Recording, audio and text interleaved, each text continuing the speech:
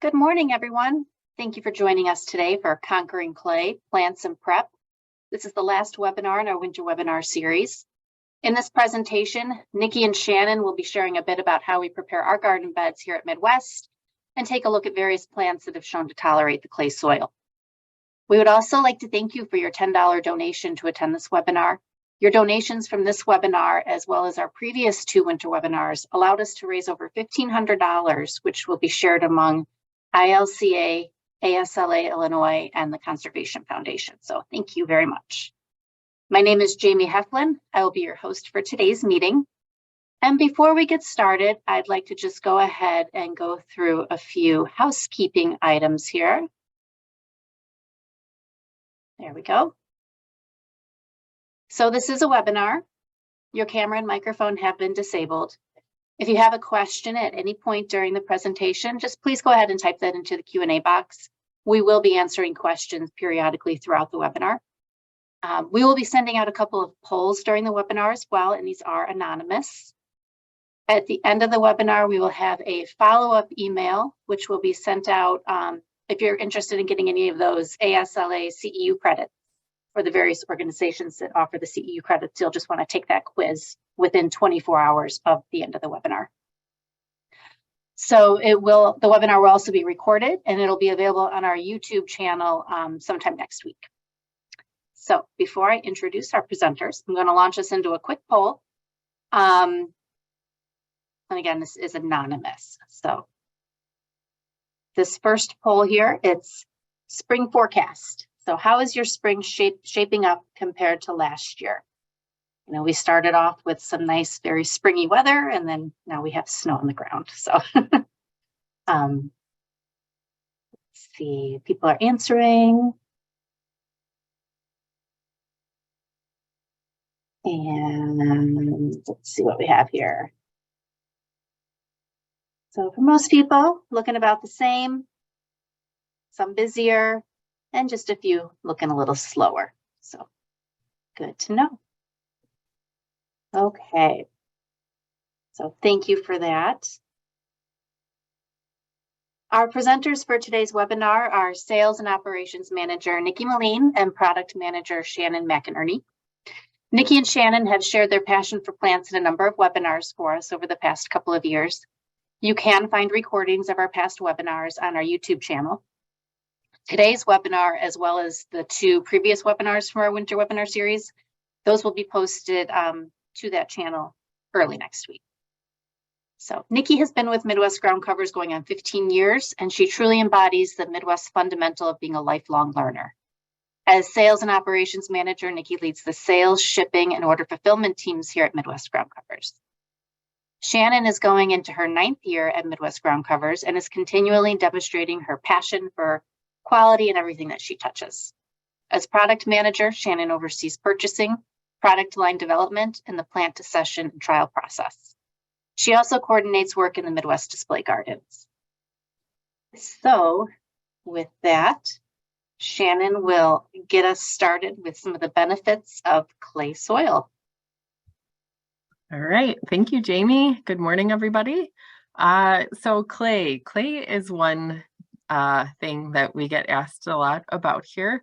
What can I grow in clay soil? And maybe I want to preface this with, we are working to add that information to our plant database as well. So we got to start on it this winter. It's going to take us a little time. We'll definitely let you know when that's finished, but just kind of a plug for that. We are working to be able to communicate this information to you guys better as well. So while clay kind of gets a bad rap, especially here in the northwest or northeast corner of Illinois and the Midwest, there are a lot of good things about clay. So one is kind of the heaviness and the denseness of the soil helps anchor plants into the ground. So unlike maybe some sandier situations where you're going to have more soil erosion, plants really, once they're planted, they typically hold in place pretty well. And kind of along those lines with the freeze-thaw cycles, we tend to see less heaving when things are planted in clay, again, because they're just anchored into the soil a bit better. Another thing about clay is that it holds water better, obviously, than something like sand. So I think this is kind of when we talk about some of the bad things of clay, that's like a fine line. But yes, clay is good because you shouldn't have to water so much. It holds more water in the soil. And same with that, because of just the tightness of the particles, it also holds a lot of nutrients and things better. So it is more fertile than sand. Things aren't just washing out of the soil. And so it does tend to be, again, hold water a little bit better and hold nutrients a bit better. So kind of in the end, clay is actually just really harder for us to work with as people than it really is for the plants to tolerate. So then we have the bad about clay, which I think we can all list probably plenty of things. But again, just because of the composition of the soil, those particles are tighter together. It's harder for air, water, everything to move downward in the soil. So things can kind of bind up a bit in clay. And again, I think that when we think about clay and think about it being hard to work with, really a lot of the times it comes down to the water component of it, that if it's too wet, it's just difficult, it's sticky, it gets stuck to everything, which really is actually a sign that if it is sticking to your shovel or your shoes or anything like that, it's best to just stop working it, because we're typically only making the problem worse and compacting it farther. But then the watering issue. So it's just not as easy in clay soil, especially if you have something like a sprinkler system that you're used to more, loamy soils where you kind of your regular schedule and how much to water and things like that. Clay takes a little bit more finessing, especially when we have rainfall coming into play, just because, again, it is holding more water in the soil. So overwatering is definitely probably the biggest issue when it comes to clay, is just the soil holding too much water. So really, I would say, as we've done kind of research for this presentation, we're going to hit some of the ones that are kind of most recommended, but really there are a lot more plants that can tolerate clay than I think we tend to think, or it's not as like specialized as of a niche as we maybe think. It's more about a lot of times just managing the water of the plants going in the soil. So with that, we have another poll to launch, and we're curious, how often do you amend soil before planting in clay?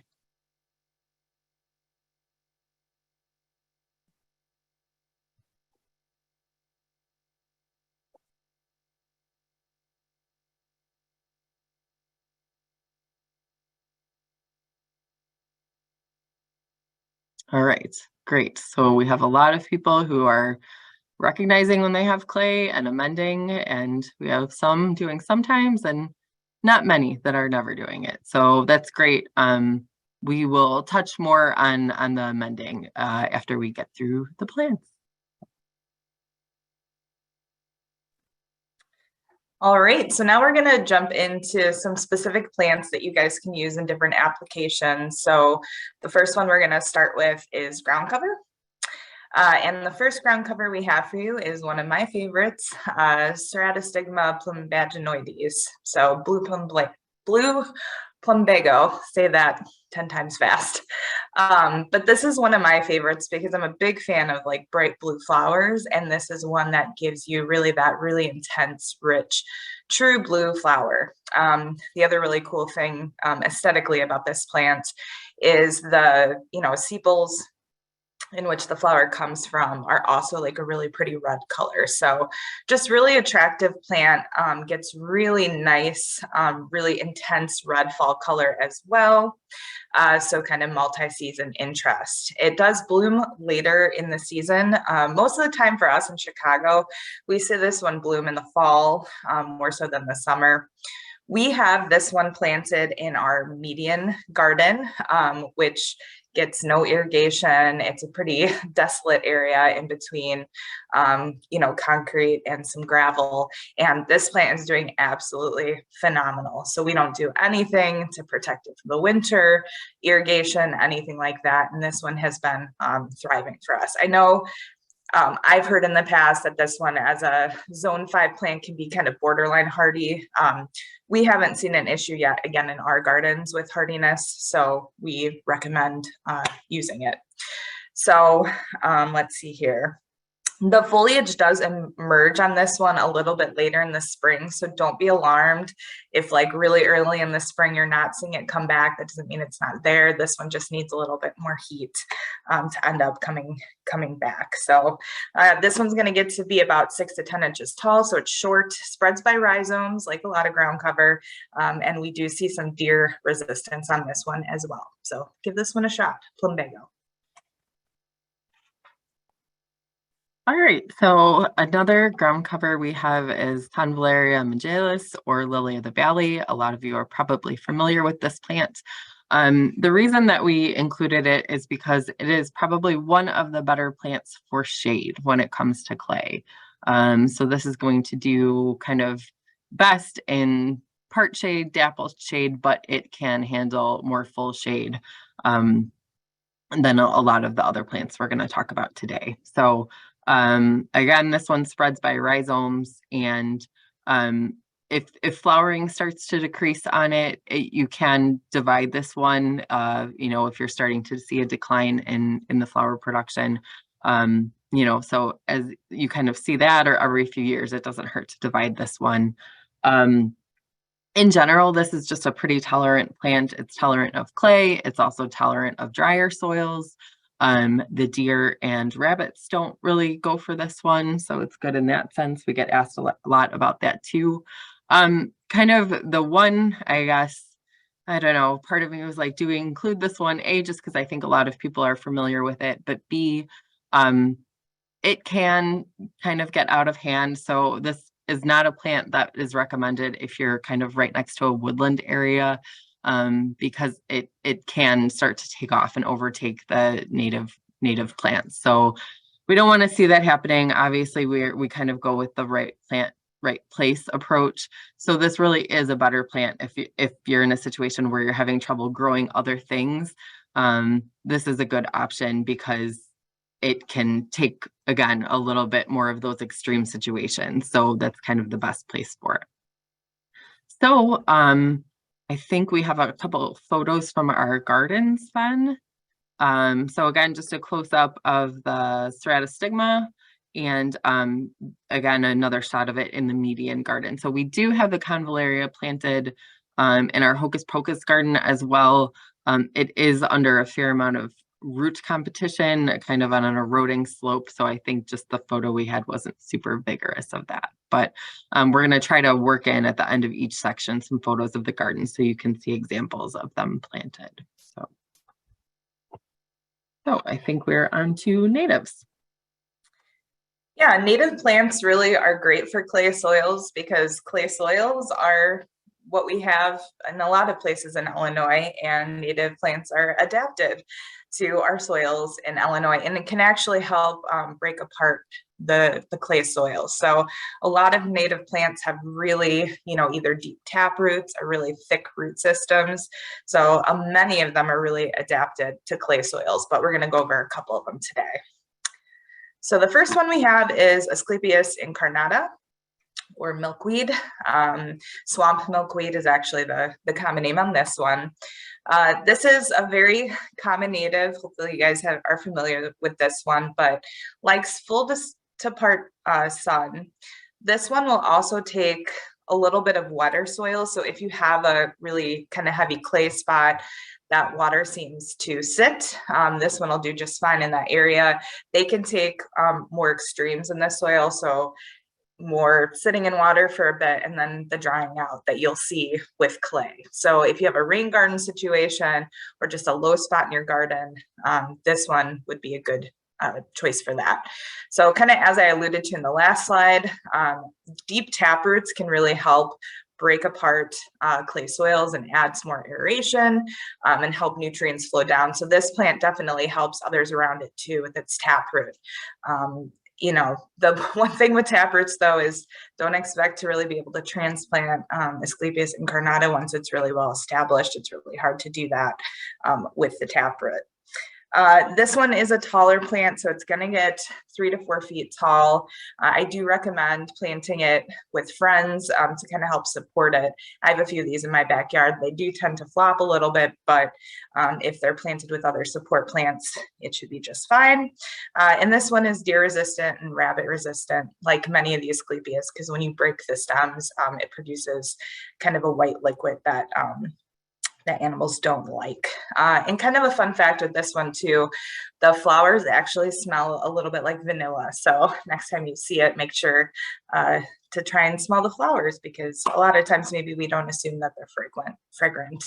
And then really cool thing about Asclepias, of course, have to mention it. This one is monarch caterpillars, one of their favorite plants for laying eggs. So really nice native. All right, so next up we have Baptisia australis, and wild blue or blue wild indigo is the common name, and that kind of refers to you know, the indigo color that can be used in dyes and things like that. But beautiful native plant. It has those pea-like flowers in early spring, May and June, and from there, as the flower heads you know, die back, you have the nice seed pod, so it kind of gets a black seed pod on that same stem. You can hear it rattle a little bit in the wind and stuff like that. So great interest throughout the season. In general, the foliage kind of keeps a pretty nice habit. It's blue-green foliage, and it, you know, again, comes up in the spring and maintains its shape pretty well over the course of the season. So even after flowering, it's got a nice structure and presence in the garden. We do have that you can trim or shear foliage a little bit after flowering, but typically I don't think that's necessary. You can kind of just leave it as is. So on this one, it can tolerate clay, but this is one where drainage is going to be more important. So it's not that it minds the clay, but it doesn't want to be sitting in really wet or overwatered soil. So this should be watered kind of for establishment, and then it's actually fairly drought tolerant. So and kind of, again, you know, can be watered and manage the water to get it going and then leave it be. Another thing on this one is it's a little bit slow to get going. So in the first couple of years after you plant it, you might not see a whole lot happening. And it's like, are you okay? Like, are you thriving here? But it's really just getting its root system situated. And then probably by year 3, 4, you'll really start to see that plant flush out and get to its full size of kind of the 3-foot-ish range. So kind of like Nikki mentioned with the Asclepias, kind of the reason it takes that plant a little bit of time to get settled is because it does have a taproot and a pretty extensive root system. So this is another one that's really not going to like to be moved. However, it can be moved. If you're going to do that, you just want to make sure you're doing it in a cooler part of the season, preferably in spring, just to kind of allow it time to get resituated before the heat of the summer really comes on. Just want to make sure I'm not missing anything on this one. And then kind of the same with some of the other ones. This is really not preferred by deer. I don't see much with the rabbits on it either, but yeah, it's not going to be bothered. So again, just kind of a nice plant as long as you're paying attention to the water situation around this one with the clay.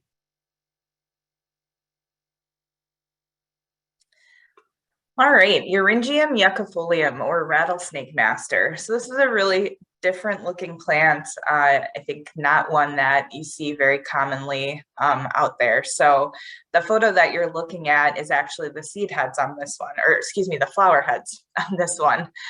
So kind of looks like seed heads, but that's actually what the flower heads look like. So this is another native that usually has a pretty deep root system. So again, really good to interplant to help kind of aerate that soil and get the nutrients deeper into the soil.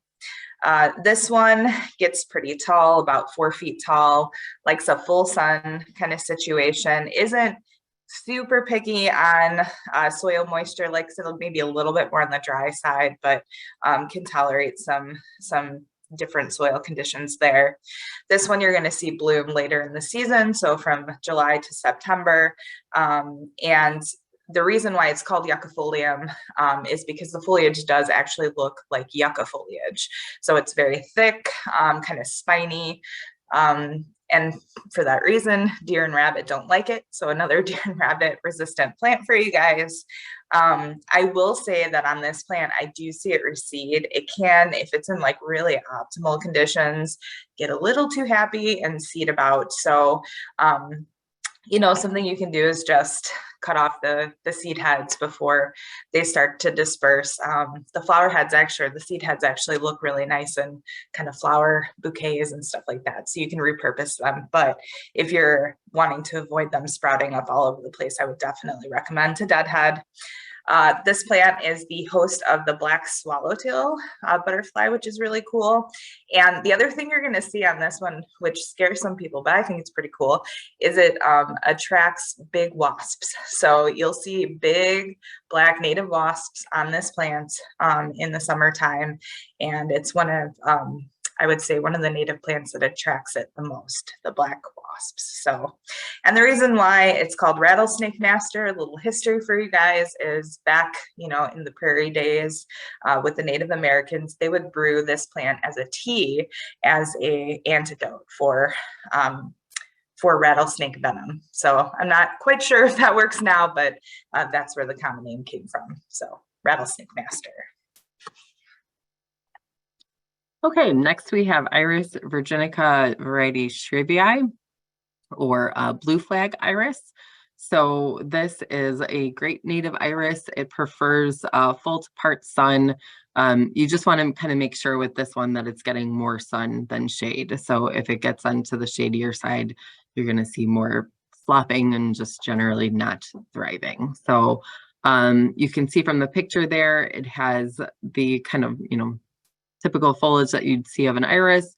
And then the flowers are kind of range from light purple, light purpley blue to a deeper purple with that yellow to white crest in the throat. So again, I think we've kind of mentioned with some of the natives before, but you can see a pretty wide range of coloring on these flowers, even within, you know, the same lot or grouping of plants. So that's just kind of the native genetic variation.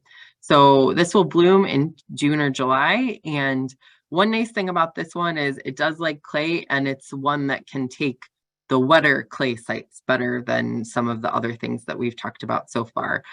So this really wants to be pretty consistently moist, either in a, kind of, it would be like a great rain garden plant where water is coming and going, a bog plant, things like that, next to the side of a stream bed, places that are going to be pretty, you know, continually at least damp is where this prefers to be.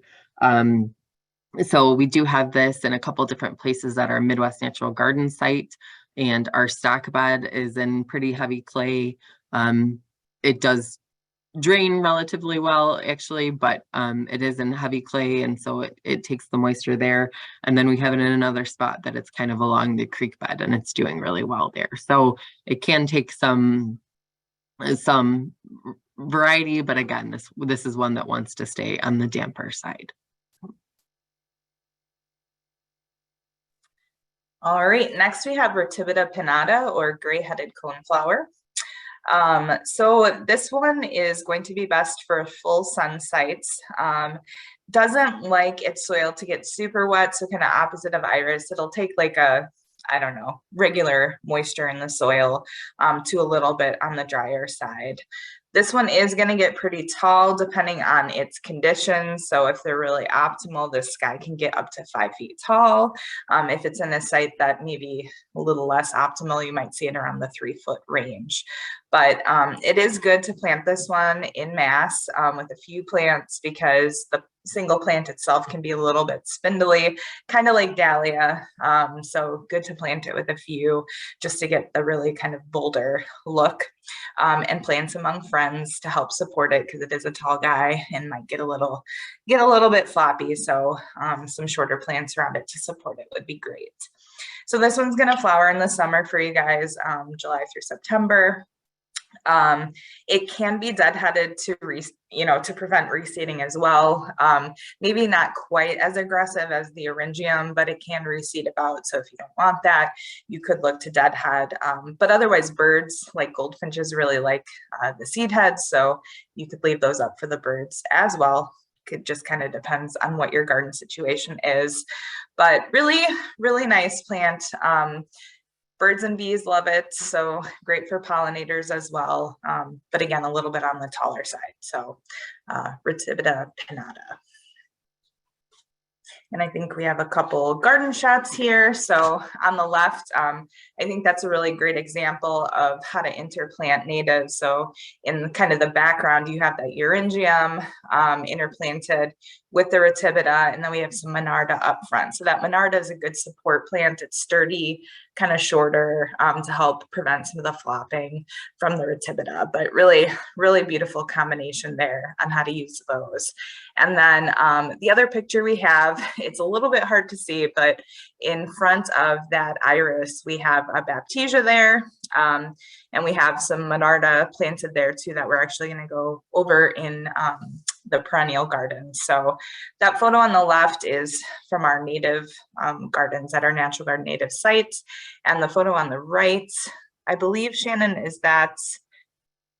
That is our naturalistic shrub and perennial border. So it's right near the pond in St. Charles, kind of between the perennial garden and the pond.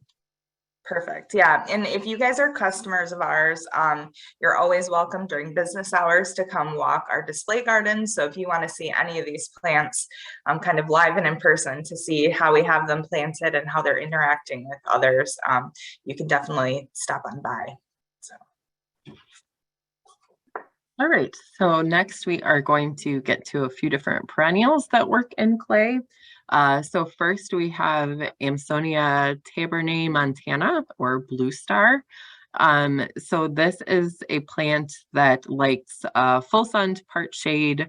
I think we probably all know its flowers for it's a great light blue flower for early spring, or light blue to purpley depending. These plants generally don't need staking in full sun. Sometimes after they bloom, especially the bigger varieties, we'll kind of go through the varieties in a minute, but maybe they could use a bit of a trim so they don't open up too much. In shade, you will see these open up a bit more. So it's best, the more sun they get, the better.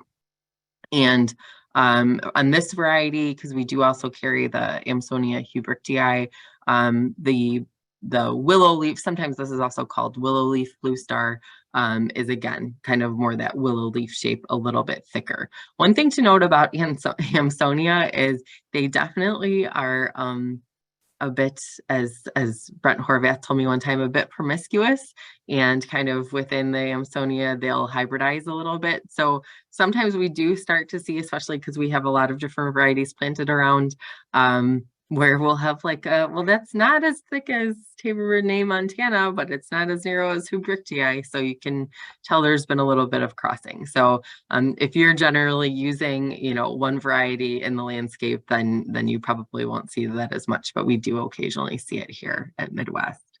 So the Amsonia prefer moist soils. So again, for clay soils that are tending to hold more moisture, this is a great plant.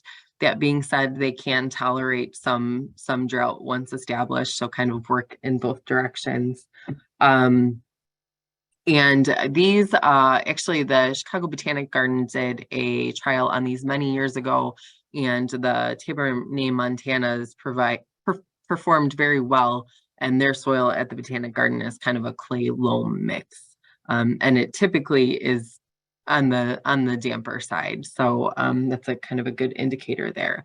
So a couple of varieties that we carry are on the bottom right corner. We have Amsonia Blue Ice. So that's going to be the shortest at about 12 to 18 inches high or so. Then we have Storm Cloud, which is a newer variety, which is part of the Proven Winners program. And that one is about 24 inches, 24 to 36 inches tall and wide. The cool thing about that one is it's got really nice dark black stems when it's coming out of the ground. So just adds, again, a little bit of a contrast to the plants. And then the main picture you see there is the variety salicifolia. So that's definitely going to be the biggest. I think we kind of have it listed to 24 to 36 inches. I would say that's probably even a little shy. We are talking more 36, sometimes even up to 48 inches tall. That plant can get pretty beastly. So it is nice if you're looking to kind of a structural plant. It does, again, if you have it in enough sun, hold its shape pretty well and take up a fair amount of space. But just be forewarned, it does get pretty large.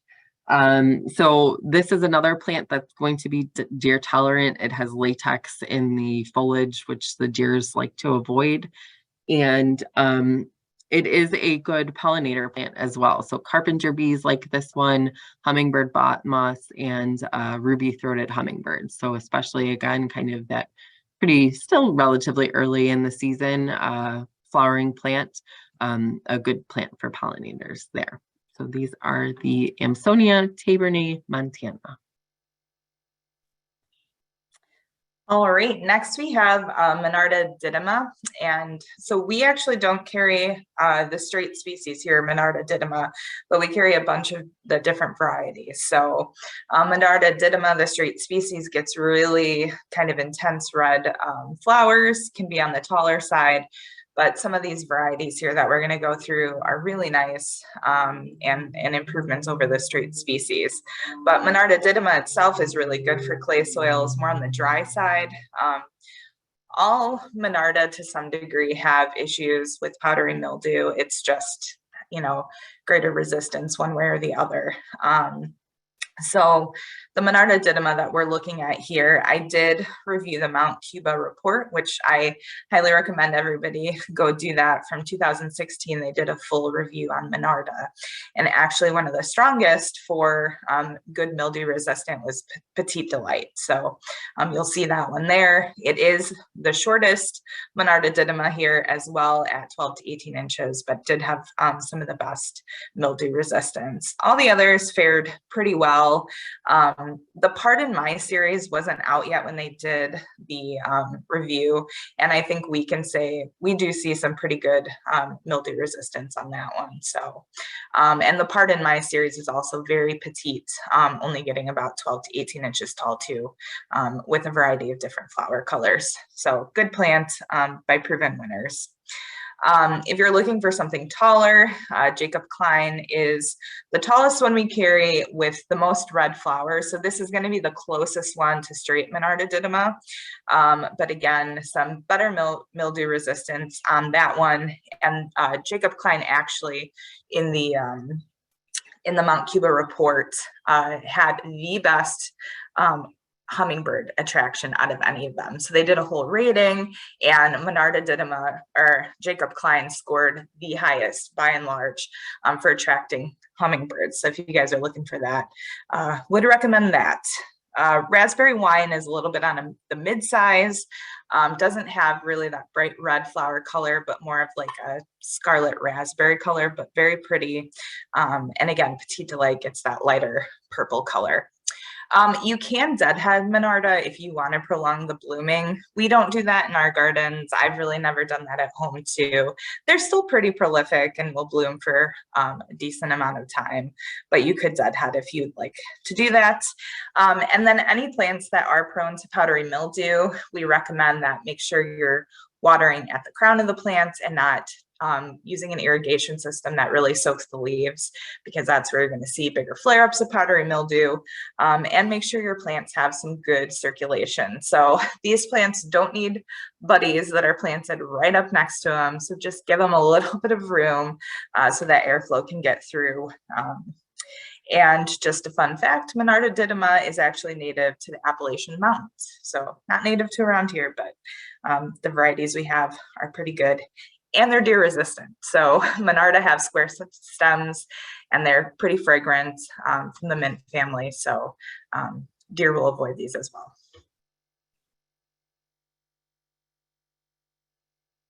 All right, so next we have Paraskia atripulsifolia, or Russian sage. I'm sure a lot of you are familiar with the straight species, but I don't think that's something that we necessarily think of when we think about clay soils. So again, we've kind of been talking about not just clay, but the water tolerance. So this is one that it can tolerate the clay, but it doesn't want to sit in the wet soils. So it still needs, it needs to be able to drain at least. And if you have a soil that's clay and does dry out and stays really dry, this is a fine plant for that, because this one is definitely a more drought tolerant plant. So I think many of you probably know that Russian sage prefers full sun. It is a great plant for an extended bloom period, so kind of gets going usually in July, and just maybe not in full flower the whole season, but it's got enough on it and enough to it, even as the flowering kind of fades. There's still just the color and interest all the way through the fall. The foliage, actually, I was looking at a report on these from the Chicago Botanic Garden as well, on all the different varieties. They did a trial on these a few years ago.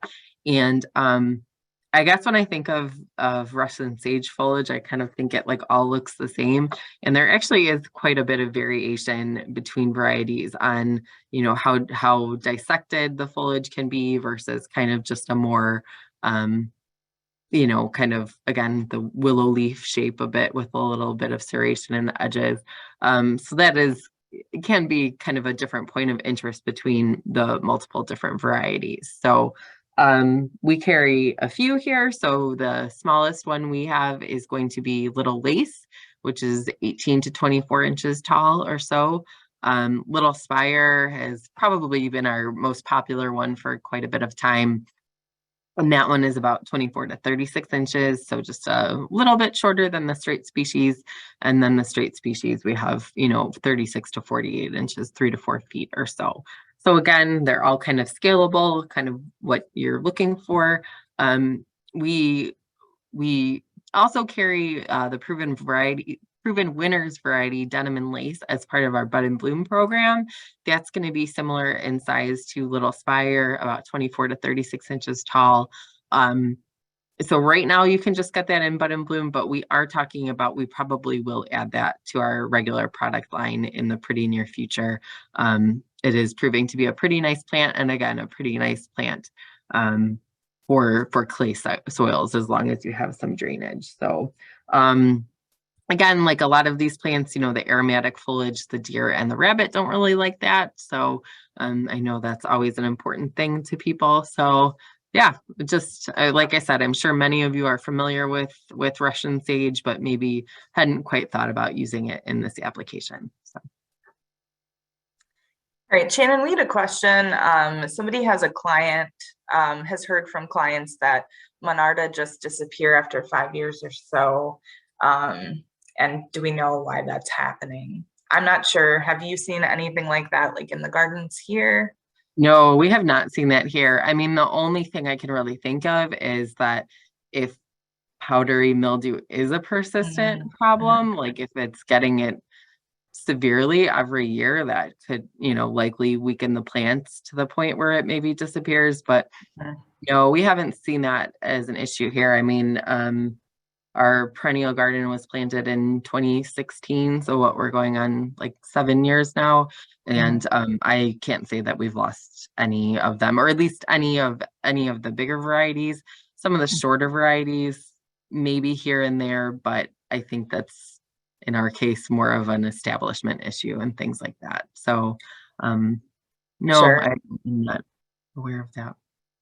Yeah, and I've heard before too, if your plants, and we'll talk about this with Phlox paniculata too, if they do get a really bad breakout of powdery mildew, it's recommended that you actually shear the plant back in the fall and dispose of the foliage. So you're not, once the fresh foliage comes up the next year, you're not exposing that plant to that powdery mildew because it can kind of contract it from the previous year's foliage. So, and that's going to be the same for Phlox paniculata since it can be susceptible.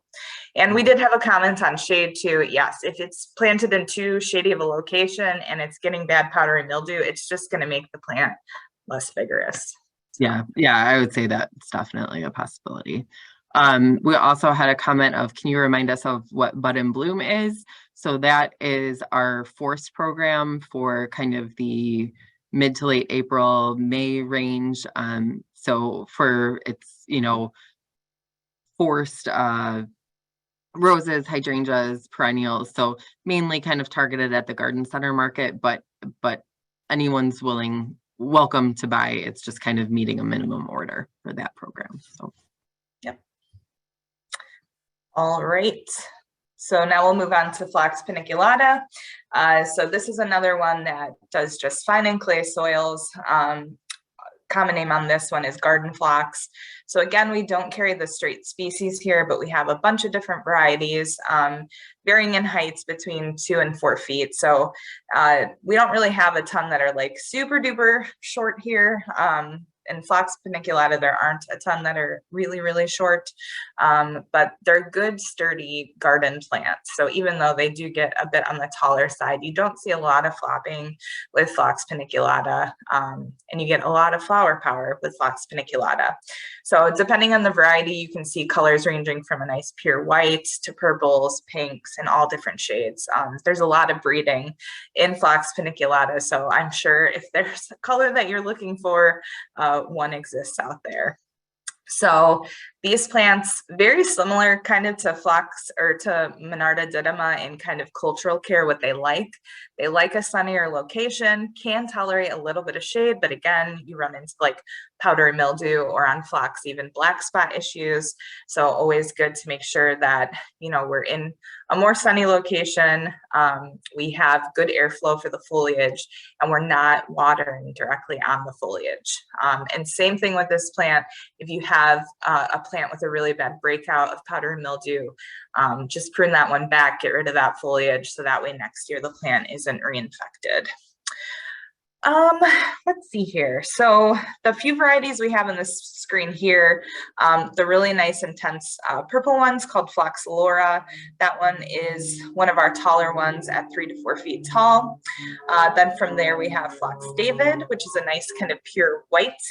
Phlox paniculata also getting about 3 to 4 feet tall.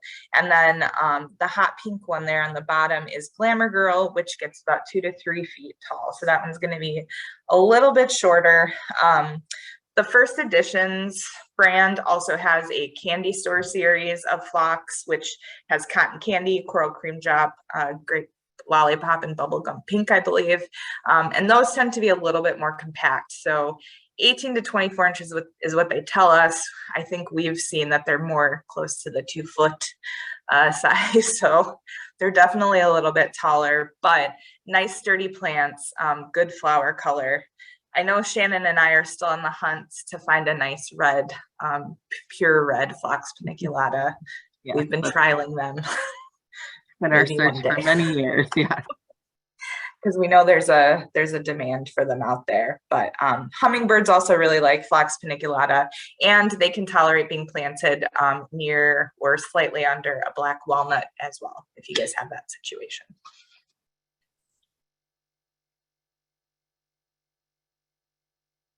Okay, and then we have some garden photos for you guys. So the photo on the left, you can see the Perovskia there, looking awesome, interplanted. And kind of on the left background, you see some phlox, some garden phlox as well. And then on the right side, there's a good example of that Amsonia kind of interplanted in our peat garden. So both of these both of these photos are Pete Udoff garden. So that new wave kind of design with, bigger clumps of, the same varieties. So I don't know, Shannon, if you have anything to add. Yeah, I think I guess the one thing to mention with these garden shots is, again, we're just trying to give examples of these plants in the landscape too. I don't want to say that every garden we have on the property is clay soil, because it's not. We definitely have gardens that have more clay in them kind of as you get farther away from the building. The Peak garden, I would say, is probably average soil. So again, I don't want to give the impression that all of these pictures are from heavy clay soils. It's, again, more just to kind of be representative of, some of the uses for some of these plants in the landscape. So, yep, good comment. So, okay, next we are going to get into shrubs. And I think shrubs in particular are one category that a lot of the breeding programs are kind of working on different varieties that are really durable. So the first one there's been quite a bit of work on in the last few years, and that is aronia or chokeberry. So I think that everyone is recognizing that aronia is just a really durable plant, can tolerate a wide range of conditions. So it's adaptable to various soil types, be it, clay soil or not so clay, more sandy. It can do well in poor soil or well-drained soil. If it generally does like kind of the more moist to wet, so maybe not so much dry. This is kind of more native to areas along like stream beds and things like that. So this will be on the wetter side of the clay, which again is probably more of the issue that people I think have. So between the aronia, we have aronia arbustifolia or red chokeberry, and then aronia melanocarpia, which is black chokeberry. And we're going to talk mainly about the black chokeberry varieties. That's where a lot of the breeding seems to be happening. The red chokeberry are still very useful, but they do tend to kind of get a little more suckery and not as well maintained. So a lot of the black chokeberry newer varieties, they're a little more well behaved, shall we say. Another great thing about chokeberry is they are tolerant of salt and compacted soil. So I think kind of, again, a lot of the issues with clay are wrapped up in various different things between water and compaction and salt and stuff like that. So this kind of tackles a lot of those various things. Because it kind of tends to do, or the aronia tend to do well in poor soil, actually in a more cultivated, fertilized landscape, these will maybe sucker a bit more than just kind of if left alone. So a couple of the varieties that we carry here are in the lower right corner. We have, in the lower right corner, we have low-scape mound. So that's going to kind of be a mid-sized plant, or not a mid-sized plant, but kind of in the middle of the varieties we carry. So about 1 to 2 feet tall, maybe a slightly wider, closer to 2 feet wide, probably. And just again, kind of maintains that really nice rounded or spreading mounded habit. We have Iroquois Beauty, which is the bottom left corner. So that is from the Chicagoland Grows program. And that's going to be on the, I guess, larger side as we're talking about these. So about 24 to 36 inches tall. And then on the top there, we have ground hugs. So as the name would imply, really pretty short, kind of like 8 to 12 inches tall, but this will spread to about 3 feet. So kind of a nice ground covery plant if you're looking for something there. These are a bit susceptible to deer browse, but primarily in the spring when there's new fresh foliage. So it's kind of like as we're coming out of winter and the deer are starting to look for food, you might see them be nibbled a bit then, but it's not going to be a prolonged problem throughout the season. And then the other thing about these, especially, so I mentioned that the Iroquois Beauty is part of the Chicagoland Grows program. The other two varieties are proven winners varieties. But the Chicago Botanic Garden has used the black chokeberry quite a bit through their parking lot islands, and they have held up very well there between the clay soil It's pretty high pH there, and also just kind of hot, parking islands. So this is a plant they've found to do very well in kind of not ideal sites. So if you haven't been using Aronia yet, definitely a good plant for you to check out. And Shannon, we had a quick question about low-scape hedger, why people are not carrying that one anymore. Yes. So I think we will have hedger maybe for a little bit longer, but probably the reason you're not seeing it is Proven Winners is actually going to be dropping that variety, and we'll be replacing it with a new variety called low scape, I think Snowfire, right? Snowfire, yeah. Yeah, so we'll have that one available next year in 2024. So great question. Yeah, and we have little control over when those swap outs happen. So yes, we know sometimes that's a little frustrating, but yeah. And sometimes they do happen a little bit faster than we would like as well. Correct. Mm-hmm. Yeah. All right, next group is Durvilla. I think something interesting you guys are going to see here with all of these shrub groupings is the genus that we're going over are native to Illinois. So again, really well suited for the soil situations that we have here. So with Durvilla, these are one of my favorite shrubs. They're incredibly durable, really can work in most site conditions. So you can plant Durvilla in full sun to full shade. They'll do just fine in most conditions. What I've seen is if they're in a more full shade situation, they may just be a little bit smaller, flower production may be a little bit less, and if you have some like the Kodiak series that have the colored foliage, you might see the foliage color not be quite as intense, but otherwise they can take full sun to full shade. They're incredibly durable plants. And same with kind of soil situations too. They can handle wetter soils for periods of time. I wouldn't say like sitting in water, but again, wetter soils for periods of time, and can tolerate drier soils as well. So extremely durable plant.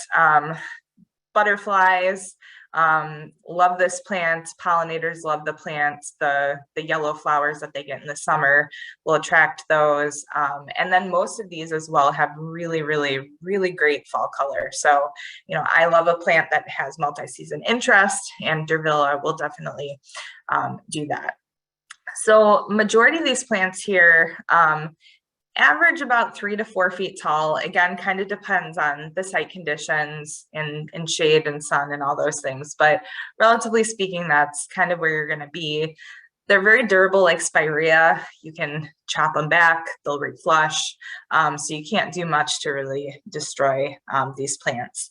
Durvilla Cool Splash will be a little bit on the shorter side, I think about 2 to 3 feet, but otherwise you'll see that 3 to 4 foot range. And then with all the breeding that's been going on, the biggest focus really has been foliage color. So the Durvilla Kodiak series has, Kodiak Black, which is more of a purpley color, orange, red, and we'll be coming out with a new one soon called Fresh, which is a very limey green one as well. And then Durvilla Night Glow, you're going to get that really intense, more intense, I would even say, than the Kodiak Black, purple foliage. Butterfly is a pretty standard landscape staple, gets the green foliage with maybe a little bit of a purpley tinge, really good flower production on Durvilla Butterfly. And then Cool Splash is variegated, which is kind of cool. So, Nikki, we have a couple questions on the Durvilla. Sure. Have you noticed something like a mosaic virus affecting Kodiak Orange? I cannot say that I have. So. No, I don't think we've seen it in production or in the landscape. No, so I guess if others in the webinar have seen something, I think we'd be curious to know if you want to, pop it in the Q&A, but no, we have not seen anything at this point. And then another question, I saw Durvilla planted last year, eaten by rabbits to a few inches. Will it come back? And I think that shouldn't be an issue. Durvilla are kind of, again, pretty vigorous and suckering plants where generally when rabbits do that, they're just kind of giving it a trim and it'll come back at full force. They're doing some pruning for you on this plant at least. So yeah, they are like in, you know, spirea where you can prune them back pretty hard and they'll come back just fine. So. Yeah, we actually have some, again, if those are people are familiar with our gardens here in St. Charles, the bridge by the perennial garden that is closer to the patio, to the building, we have some Direvilla there, and we cut those back pretty hard. I mean, probably not as hard as the rabbits did, but to maybe 12 to 24 inches, and they come back just fine. So. Okay, next we have hydrangea arborescens, or smooth hydrangea. So again, I'm sure this is a plant that all of you are familiar with, but we probably don't think about as a plant that can tolerate clay well. So really, the smooth hydrangea are adaptable to a wide range of soils and pHs. They are native to kind of the lower Midwest, kind of southern, eastern United States, so a pretty wide native range. And again, kind of a pretty wide range of soils there. So again, you know, they can handle a bit of moisture with hydrangea. Kind of how much sun they're getting is going to help dictate how much moisture they need. So especially if it's a full sun site, that's maybe a little clay that stays a little more moist, those should do just fine. It kind of is just holding some of that water capacity for the plants. So I'm sure you are all familiar with Annabelle, which was discovered down in Southern Illinois. But then one of the newer varieties are, I mean, it's been on the market for a while now, but an improvement on Annabelle, I guess I should say, is Incredible from Proven Winners. So same nice white flowers, just doesn't get as floppy, holds its stems better. So I think we'll go on to the next in the interest of time here. All right. Yeah, and I believe this is the last shrub that we have for you guys is Sambucus. So elderberry. So we carry a couple different varieties. We have black lace and lemony lace, which are Proven Winner varieties. And there, again, they were bred to be a little bit shorter and looking for that really nice foliage color. So black lace, of course, gets that really nice kind of deep black foliage, and lemony lace gets that really pretty lemon colored foliage, and the new foliage will be a little bit more red orange, which is kind of cool. And then Sambucus canadensis is the native variety or native species, and that one is a pretty big beast. So if you guys are going to plant that one, just make sure that it has room to grow, because it can get over 8 feet tall. So big plant there. So all of these plants get a really nice kind of white flower, like you see there in the Sambucus canadensis in the summer. And these plants prefer sun to part shade. Again, the shadier the location on those few that have that colored foliage, the less intense the colors will be, but can take some shade. And really good fall color on these guys as well. So even the native species gets a good fall color on it as well. Please note on the elderberry that not all elderberry are edible, which is sneaky. So if you guys really want to make stuff with elderberries, get the native one, Sambucus canadensis. But racemosa is actually poisonous, so don't eat that one. But if you guys are interested in elderberry, but a good plant for clay soils. And we have this one interplanted in our Midwest matrix garden with perennials.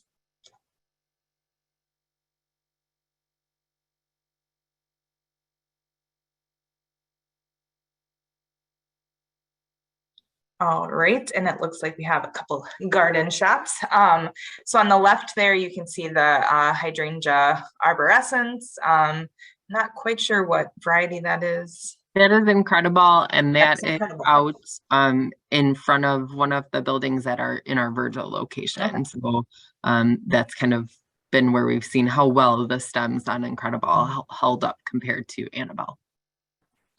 Yeah, and the photo on the right is, again, what I had referenced, that we have it interplanted with perennials in our modern Midwest matrix garden. So I think a really great example too, how you can interplant shrubs with perennials, and looks pretty interesting. So All right, so I think, yeah, we have another poll for you guys. So just out of curiosity, have you visited the Midwest Display Gardens? And while you are answering that, I will say on the Matrix Garden, that was probably one of our more challenging soil locations. It's not heavy clay, but it's probably kind of, again, like a clay loam, and just the slope of the garden, you know, definitely made it a bit more challenging. So we're going to talk about soil prep once we get through this poll.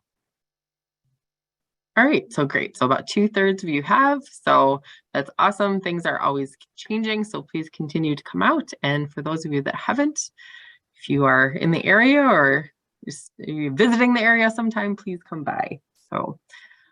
So quickly, because I know we're right at 11 o'clock, we'll go through prep. So the biggest thing about clay soil is what you want to amend it with. So compost, pine bark, leaf compost, gypsum, all of those things will help improve structure in clay soil. What you do not want to do is use sand or peat, because those are going to bind with the clay and bind up the soil even farther. So definitely want to use kind of a more organic, looser material to help create some more pore space within that clay. Another important thing for clay soils is to make sure you mulch when you do plant in them. It will help to slow the water runoff and allow the water to sink in, but also you're adding that organic matter layer that is going to work its way down in the soil and continuously work to improve the soil. So here at Midwest, and some of the gardens that we've done, you can see, like in the picture where he's raking in the top left corner, that's our shrub display garden.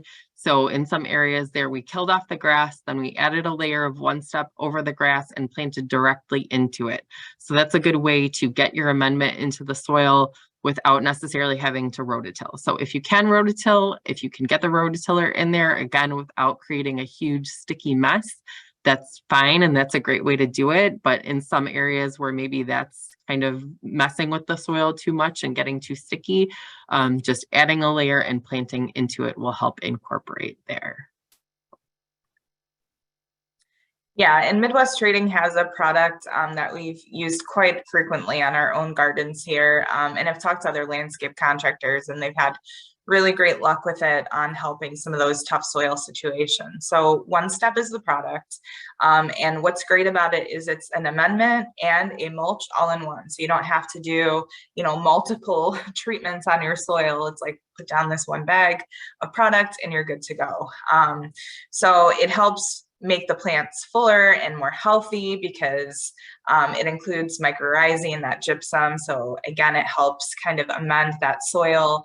And then it has a very fine bark in it. So it's not going to create like a really thick kind of woody mulch look. It creates a very kind of fine textured mulch look. And that mulch decomposes faster too, which is great. And that's what you want for your soil. You never want to be putting big, you know, thick chunks of wood on your plants.